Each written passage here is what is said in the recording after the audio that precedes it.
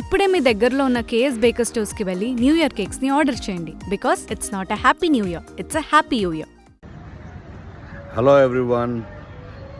20 సంవత్సరాల తర్వాత Venky cinema release అవుతుంది December 30th. సో అందరూ మళ్ళీ ఒక్కసారి అంటే అది సోషల్ మీడియాలో దాని మీద వస్తున్న హల్చల్, పోస్టులు, ఎగ్జైట్మెంట్ చూస్తుంటే నాకు మళ్ళీ release day, first time release day గుర్తొస్తుంది.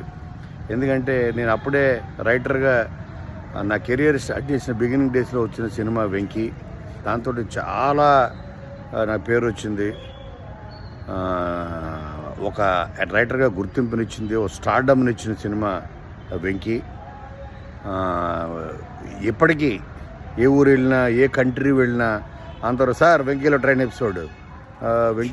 ఎపిసోడ్ అని అందరూ పదే పదే దాని గురించి మాట్లాడుతుంటారు.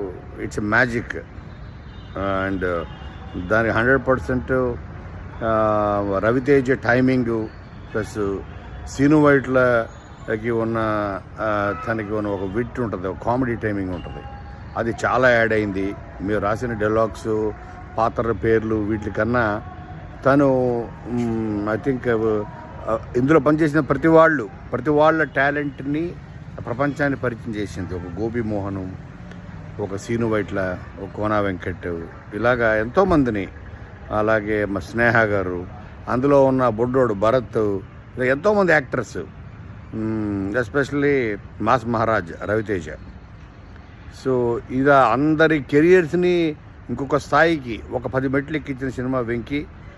December 30th నాడు మీ అందరితో పాటు నేను కూడా శాంతి థియేటర్లో చూడాలని చాలా ఉత్సాహంగా ఉన్నాను. See you all on December 30th.